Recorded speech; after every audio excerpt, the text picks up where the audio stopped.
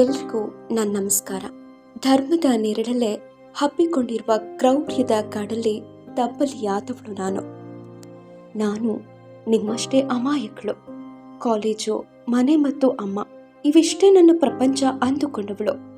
ಅರಳುವ ಹೊತ್ತಲ್ಲೇ ನಾನಿಂದು ನೋಡಿರದ ಕ್ರೂರಿಯೊಬ್ಬನ ವಿಕೃತ ಸಂತೋಷಕ್ಕೆ ಬಲಿಯಾದವಳು.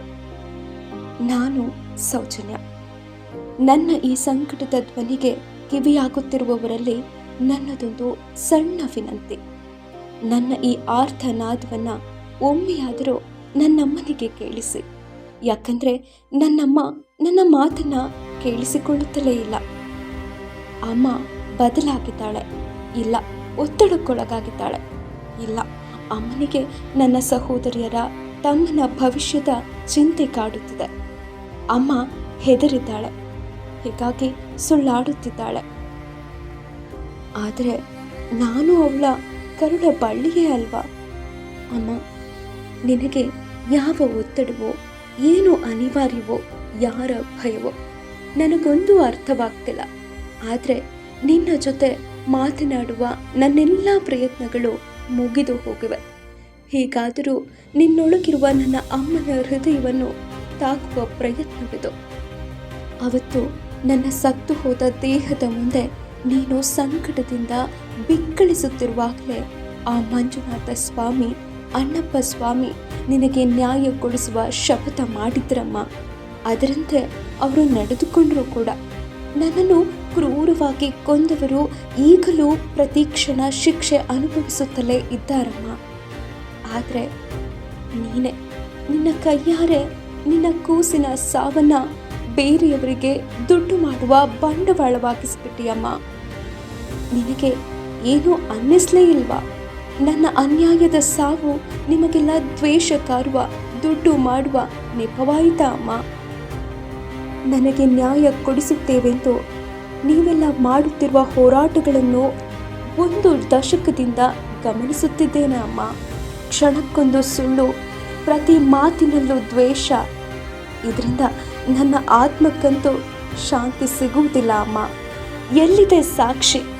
ಆತ್ಮ ಸಾಕ್ಷಿಯಿಂದ ಹೇಳಮ್ಮ.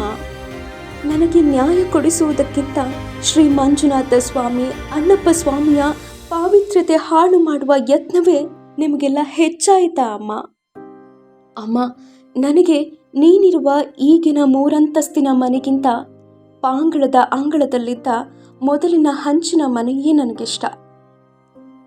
ಅದು ನಾನು ಆಡಿ ಬೆಳೆದ ಮನೆ. ನನ್ನ ಅಕ್ಕ ತಂಗಿಯರು ತಮ್ಮನ ಜೊತೆ ನಗು ನಗುತ್ತಾ ಬೆಳೆದ ಮನೆ.